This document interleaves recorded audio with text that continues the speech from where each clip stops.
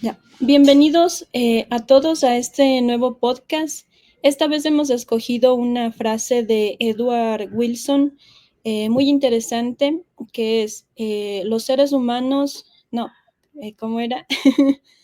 El, la mente, no, ¿cómo comienza él? Somos una sociedad, era, ¿no?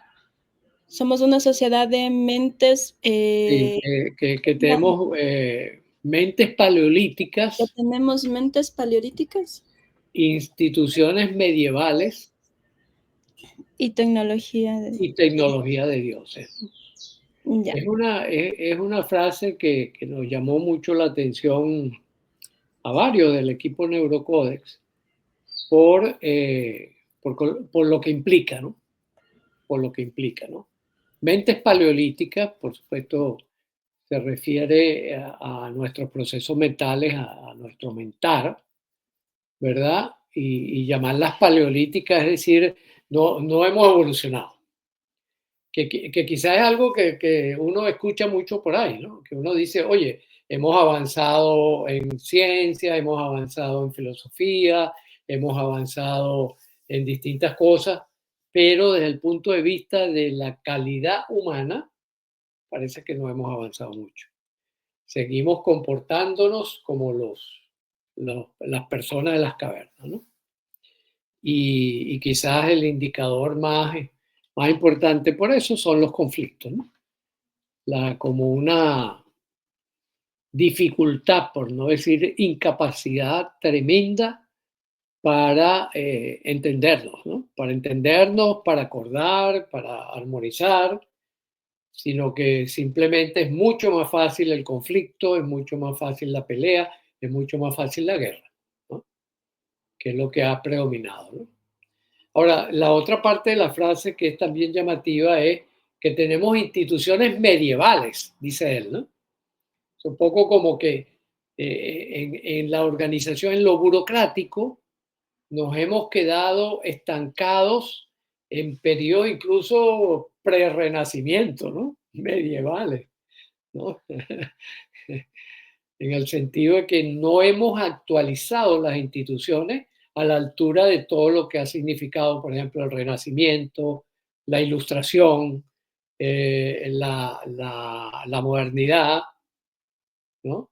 Sino que seguimos también con las mismas tradiciones de esos organigramas rígidos, donde hay una jerarquía que depende más de la mente y de las emociones de los jefes que de realmente un desarrollo pleno de la organización. Y eso al lado de la tercera parte de la frase que también llama mucho la atención, que es tecnología de dioses. En, en conversaciones con varias personas del grupo Neurocódex, hemos elaborado la idea de que hay un trípode fundamental sobre el cual se levanta la experiencia humana. Y ese trípode está dado por una parte por la capacidad semiótica, es decir, el lenguaje, el hablar, el podernos entender a través de la conversación, el cálculo, es decir, las matemáticas, el poder precisar a nivel cuantificable lo que nosotros deseamos, queremos, hacemos, etcétera, etcétera. Y en tercer lugar, la acción sobre el mundo externo, que está representado por la tecnología. Entonces pudiéramos decir a lo mejor, al él decir, tenemos mentes paleolíticas, quizás lo que nos está diciendo es tenemos un lenguaje muy pobre todavía como para entender, ¿no? Un lenguaje que está muy contaminado o acompañado de emociones que bloquean en vez de facilitar el entendimiento, ¿no? Fíjate que una de las cosas que hemos diseñado es el hecho de analizar el lenguaje como un espectro, analizar las palabras como un espectro. Por ejemplo, si yo estoy hablando de tristeza, estoy hablando también de alegría. Cuando yo hablo de tristeza, por defecto, como decimos ahora popularmente hablando, ¿verdad? Por defecto estoy hablando de la alegría. Estoy diciendo, a mí me falta alegría. Es decir, tengo tristeza. Me falta alegría. Ese balancín que se crea en cuando uno construye un lenguaje acerca de las cosas es un aspecto muy interesante porque puede facilitar enormemente el cambio humano. Es decir, que dejemos de tener mentes paleolíticas y tengamos mentes flexibles, despiertas, constructivas, acordadoras, ¿no? Que podamos tener instituciones a la altura del desarrollo actual. Por ejemplo, ahora que contamos con la inteligencia artificial, ¿qué va a pasar con nuestras instituciones? ¿Cómo podemos aprovechar nosotros la inteligencia artificial para eliminar esa vieja burocrática, esa vieja burocracia que tranca muchísimas cosas? Fíjate, por ejemplo, con el problema migratorio, ahora que, por ejemplo, yo soy venezolano y como venezolano formo parte de esa millonada de personas que han tenido que emigrar y, por ejemplo, yo estoy viviendo en España, ¿verdad? Y acá me encuentro colegas médicos que están trabajando lavando platos. Me encuentro ingenieros que están conduciendo automóviles. Me encuentro, por ejemplo, ejecutivos, mujeres ejecutivas, que están limpiando casas. ¿Por qué? Porque las instituciones no ofrecen la posibilidad de aprovechar esos recursos de una manera más inteligente. Fíjate, por ejemplo, aquí hay una crisis de salud. Creo que actualmente la crisis de salud podríamos decir que es universal. No sé si hay algún país que domine bien su sistema de salud, pero parece que no. En todos lados se reportan crisis en el sistema de salud. La cantidad, por ejemplo, de migrantes venezolanos médicos que están desempleados, que pudieran estar insertados en el sistema de salud, pero que por toda una cuestión de papeleo, burocracia y tal, no se lleva a cabo. Y eso al lado de una inteligencia artificial que te da respuesta en segundos a cualquier pregunta que tú le hagas, ¿no?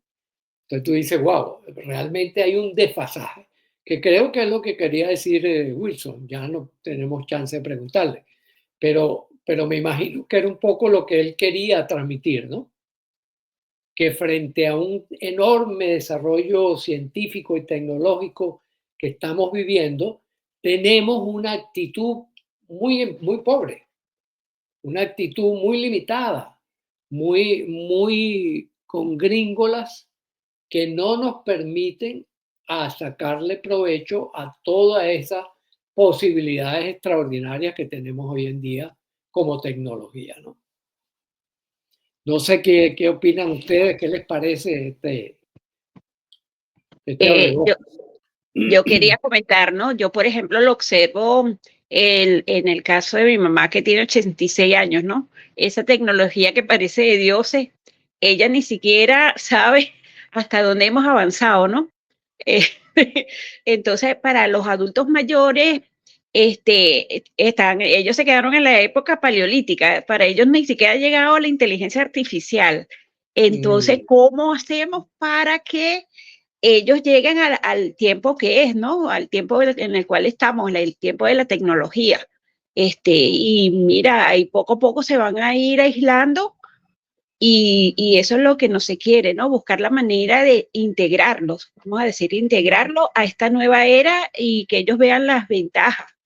Pero eso sería una política a nivel mundial, porque no creo que esté pasando solamente en Venezuela. A nivel mundial me parece que puede estar pasando también, ¿verdad? Los abuelitos, las abuelitas se quedaron atrás. La ventaja, sí, la ventaja de que se queden atrás es que la tecnología en la parte de lo que puedan ocasionar los celulares, las computadoras, se van a enfermar menos. Por eso es que ellos pueden llegar a más años, ¿no? A 90, 100 años. Pero los que comenzaron antes, no pareciera que no van a tener mucho tiempo de vida, ¿no? Por esa misma, la tecnología que también puede estar afectando a la salud. Entonces, yo lo que observo es eso, que los adultos mayores, todavía no han llegado a la modernidad para algunos. Sí, fíjate que una de las cosas que señala por otro lado Ray Kurzweil, que es este personaje que está preconizando lo que él llama la singularidad, que es miembro del equipo, creo que de Facebook, y está trabajando en esto de lo que llaman el transhumanismo o singularidad, que es el matrimonio entre la máquina y la persona, ¿no? Lo mismo que está haciendo Elon Musk, por ejemplo, con la inserción de artículos e instrumentos de tecnología que nos faciliten, por ejemplo, cargar pesos, sustituir miembros, órganos, ese tipo de cosas, ¿no? Esa es la línea donde él está trabajando. Y una de las frases también que le leí por ahí, un pedazo en algún libro, decía que, bueno, que hasta no hace mucho, un nieto sabía que iba a tener el mismo destino que un abuelo. O sea, que si, por ejemplo, él se insertaba en una empresa y trabajaba como había trabajado su abuelo, él iba a llegar a ocupar grandes cargos, etcétera, etcétera. Es decir, su vida ya estaba retratada, ya él tenía la foto del final de su vida. Que ahora con todos estos cambios tecnológicos abruptos y tal, tú no tienes ni siquiera la foto de mañana. ¿No? No tienes ese dato, ¿no? Sino que más bien lo que toca ahora es desarrollar competencias que sirvan para cualquier escenario que se presente, ¿no? Un poco como la flexibilidad y la capacidad un poco de tomar decisiones en función de lo que vamos obteniendo y en función de la tecnología que tengamos a disposición, ¿no? Fíjate que, por ejemplo, hay un gran movimiento también de volver atrás, porque precisamente este movimiento tan fuerte que fue la tecnología de dioses, bueno, que nos estamos dando cuenta que nos sobrepasó realmente, que hay muchos errores, muchas cosas, muchos problemas, hasta enfermedades, adicciones, un montón de cosas que ahora es que la gente se está dando cuenta y hay mucha gente que quiere entonces volver atrás, ¿no? Dice, vamos al contacto con la naturaleza, a una especie de detox tecnológico. Que por cierto es una de las cosas que estamos estudiando en Neurocodes, aquí en Neurocode España, estamos estudiando esa área, ¿no? De ver si elaboramos algunas cosas con respecto a ese ayudar a la gente a desintoxicarse de la tecnología. Poder seguir utilizándola, pero utilizándola en su dimensión adecuada, que no sea de dioses, que sea una tecnología de humanos para humanos y desde lo humano, ¿no? Sí, con eso es lo que comentan. Me estaba acordando de un ecuatoriano que hizo una aplicación para los niños que no pueden dormir. Entonces, como ellos tienen una investigación amplia, ¿no? De cuáles son las causas y demás para que un niño no pueda dormir, entonces ellos decían que el consumo de pantallas en los niños, o sea, ya en sí, en todas las personas que tengan un teléfono inteligente ya es alto.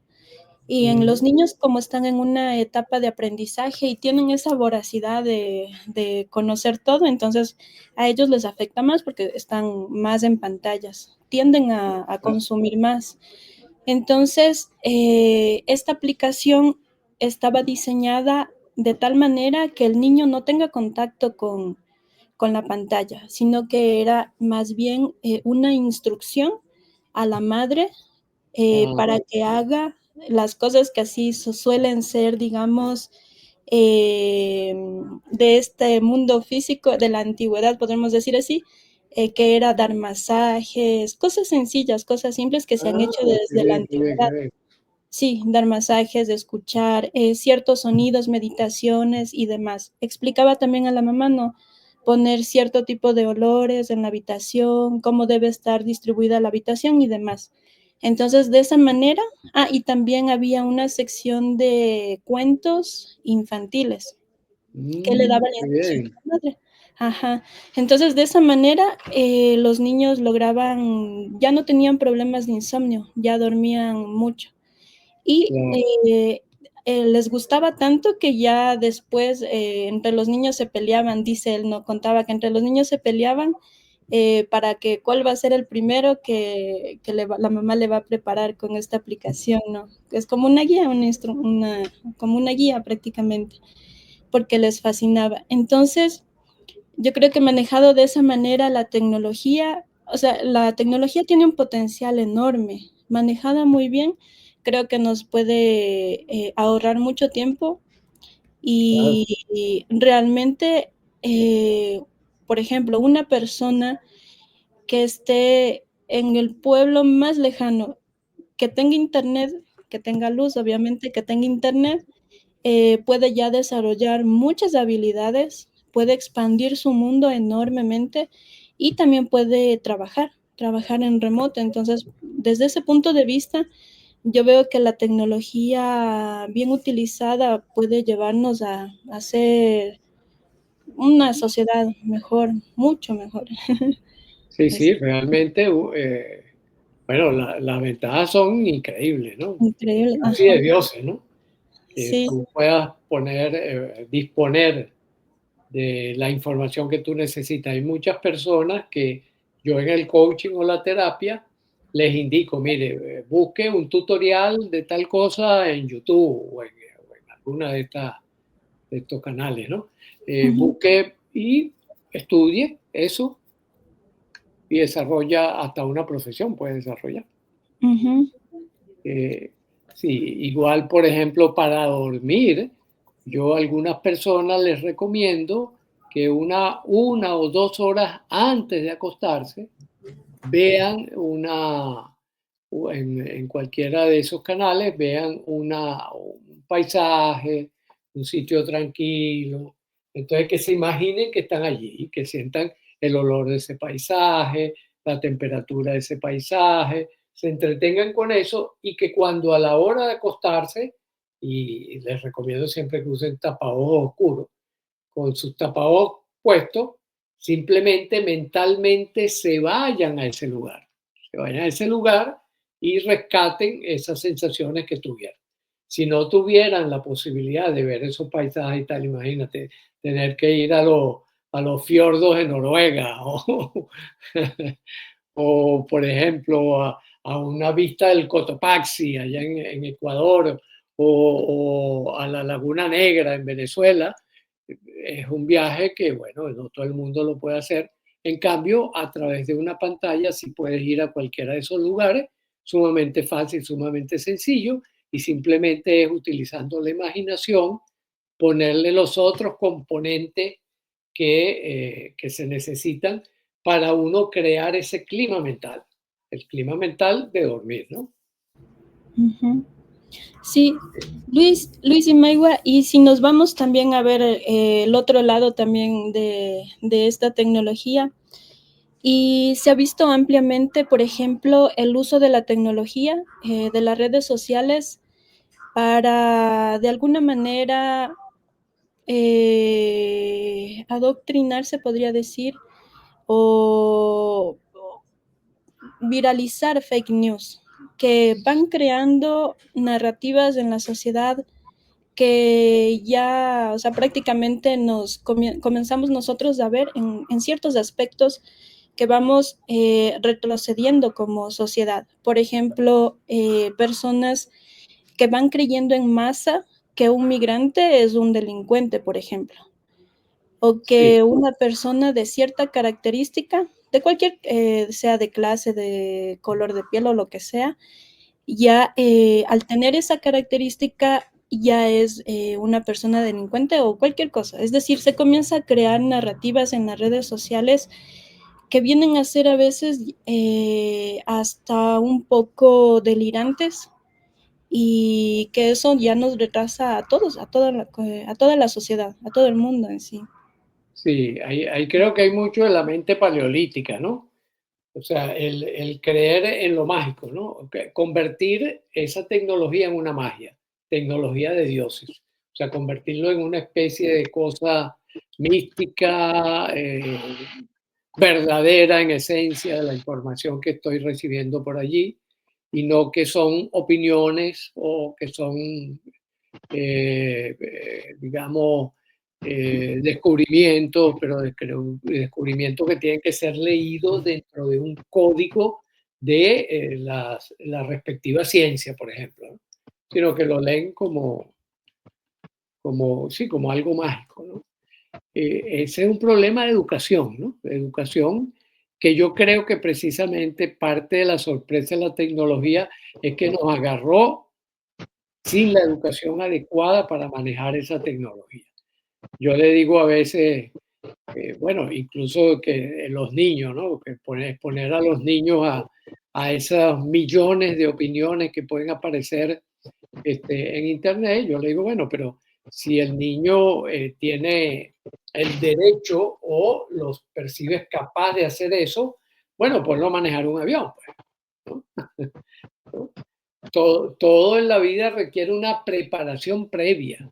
Es decir, si yo voy a desarrollar una especialidad, si voy a desarrollar un oficio, una profesión, un comportamiento ciudadano, yo tengo que tener una preparación, ¿verdad? Ahí hemos de prepararlo.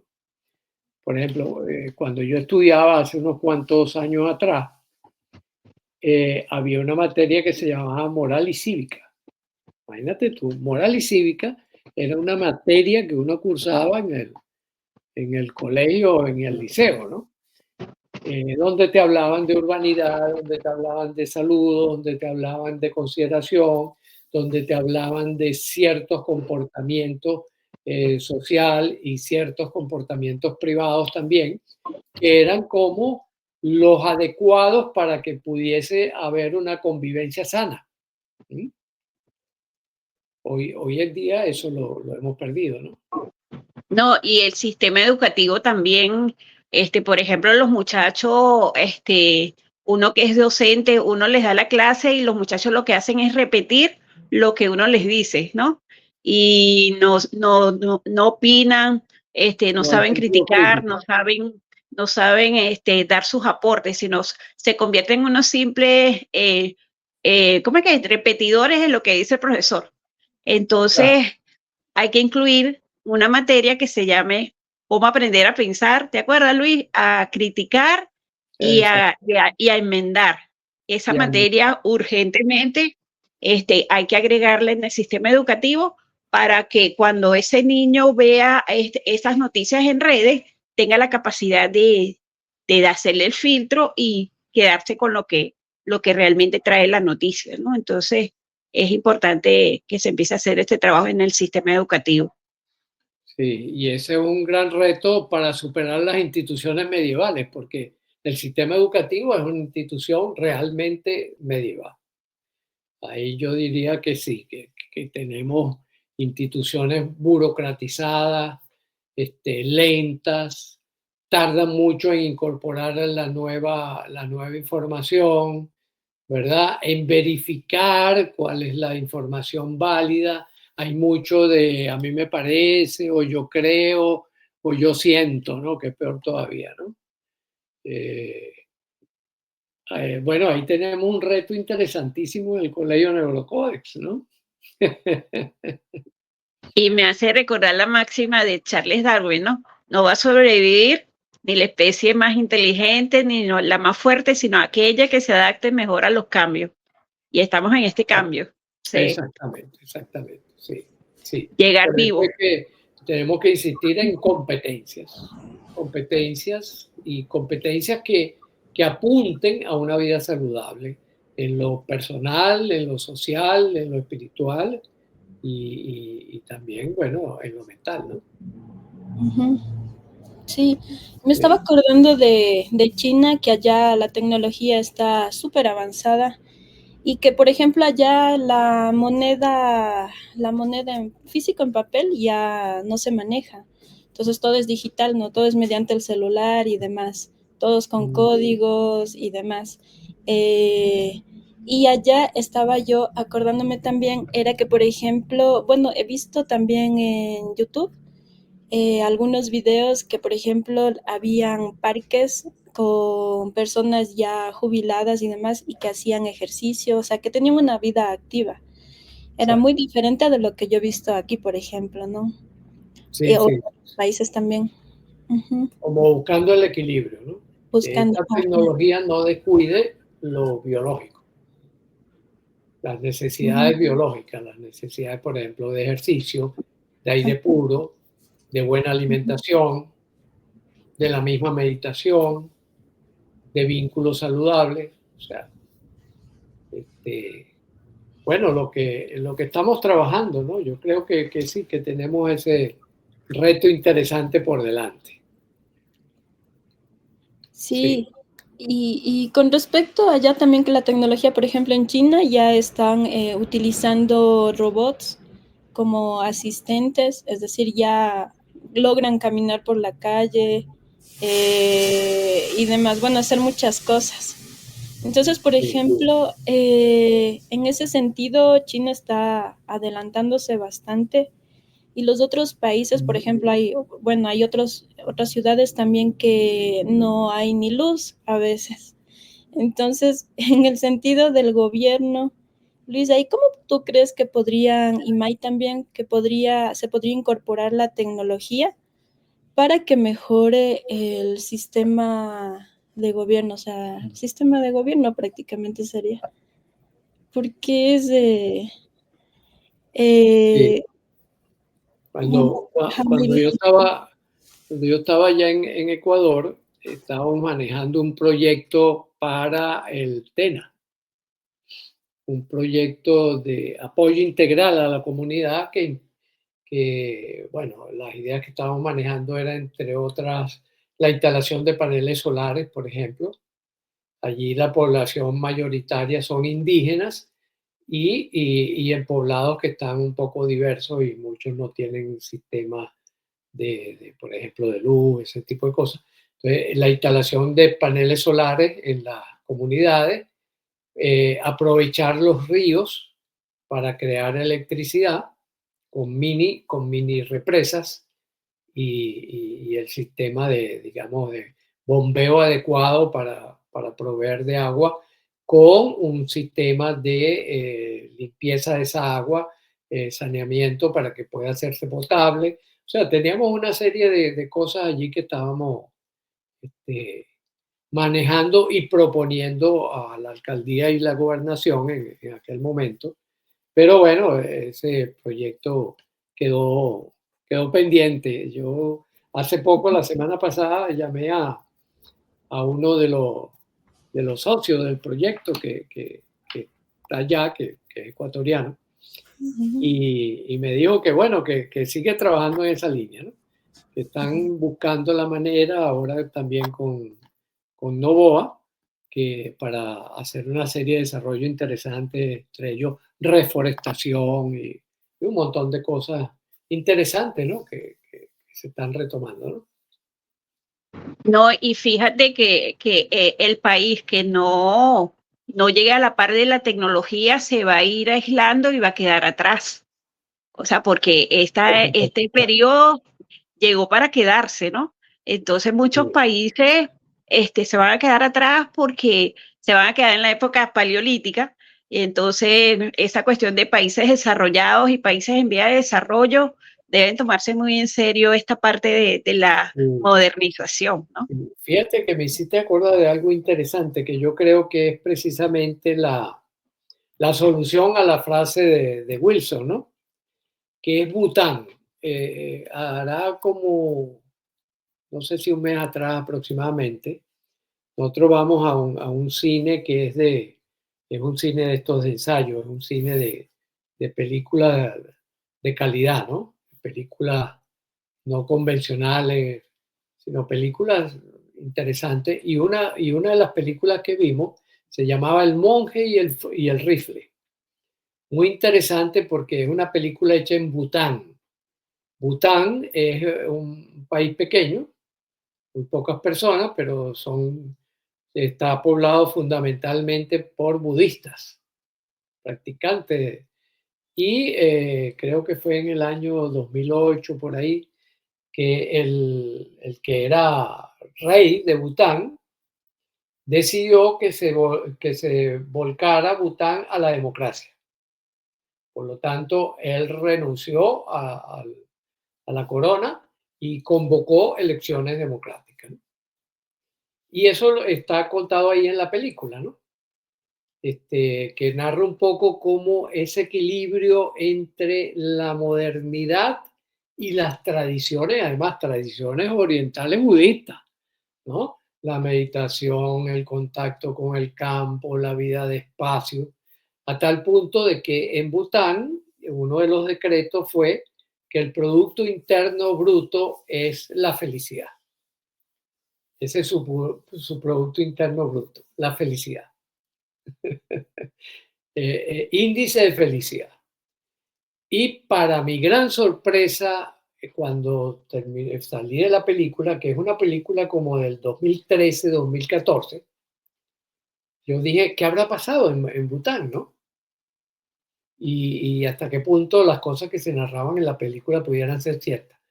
Y busqué información actualizada, y efectivamente hoy en día es una democracia que funciona muy bien, donde hay un equilibrio muy cuidadoso entre la nueva tecnología que se está utilizando, la están utilizando la última tecnología, pero administrada de tal manera que las tradiciones budistas no han sido afectadas.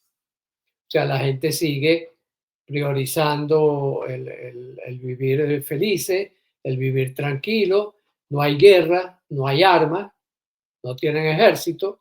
Y bueno, yo creo que es un modelo muy interesante a seguir que hace algún tiempito lo estuvieron por allí publicitando, ¿no? Pero que no lo he vuelto a ver mucho así sobre el tapete, pero que sería interesante, ¿no? Porque nos habla de que sí es posible crear un mundo donde nosotros podamos vivir bien, ¿no? Vivir bien. Y para lo que podríamos decir, pasar de mentes paleolíticas a mentes progresistas, flexibles, ¿verdad? Instituciones también organizadas, instituciones bien organizadas, actualizadas, y una tecnología de orden humano. ¿Y qué pasaría si se redefine estos conceptos progresistas dentro de Neurocode, darle una redefinición, ¿no? Que Sí, sea más universal y más beneficiosa? Porque sí, sí. hablaste de progresista, evolucionista. ¿Cuál era la otra? Flexible. Flexible. Fíjate, sí, esas definiciones las tenemos en la propuesta básica de Neurocode, ¿no? Que es poder hacer definiciones operacionales. Definiciones operacionales son que, bueno, que la persona tenga en sus manos una dimensión manejable, ¿verdad? Y demostrable de qué se trata, de qué estamos hablando, ¿no? Por ejemplo, felicidad. La gente dice, no, la felicidad no existe, no, la felicidad sí existe y tal. Pero tú le dices, ¿y cuál es la definición de felicidad?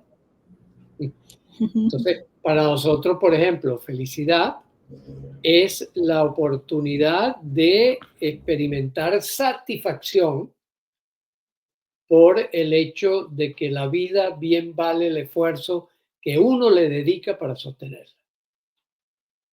Esa es nuestra definición operativa de felicidad. De progreso, que cada vez estamos más saludables, más armónicos, es decir, más creando acuerdos, disminución de la violencia, disminución de cualquier obstáculo a una vida saludable, llena de bienestar, ¿no? Y así sucesivamente. No sé, pudiera ser un tema interesante para un próximo encuentro, que habláramos un poco de eso, ¿no? ¿Qué les parece, Maigualida? Tú que siempre estás proponiendo la agenda. A mí lo que se me vino a la mente fue la herramienta Neurocoder Diccionario Personal, ¿no? Con estas definiciones de estos conceptos. Sí. Exacto. El diccionario personal social. Sí. Es Estoy un poco como siguiéndole la pista a Wilson con la consiliencia, ¿no? Con esa consiliencia, que es la comunión entre lo biológico y lo social. Este matrimonio indisoluble, como una sola estructura. Lo biológico, continuación de lo social, y lo social, continuación de lo biológico, ¿no? me hizo recordar un programa que vi de Laurita, de los términos japoneses, unas palabras japonesas que son bien interesantes el significado, ¿no? O sea, para avanzar y para evolucionar es el significado de esas palabras. Ahorita no me acuerdo qué palabras eran, pero me llamó la atención que en el lenguaje, no, el código japonés, las palabras tienen un sentido para el bienestar y Exacto, para definida ser mejor. operacionalmente también. Sí, sí. Está Entonces, bien. Bueno, eso podemos trabajarlo entonces sí, con el diccionario personal social. Sí, de acuerdo. Está bien. De acuerdo, Luis, sí. Entonces nos despedimos aquí de nuestros queridos lectores, Sí. o como decía Ulla Pietri, amigos invisibles. Amigos invisibles. Sí. O amigos invisibles. abrazo. Bueno, nos despedimos con la señal de costumbre. Un abrazo. Un abrazo. Y seguimos. Y seguimos.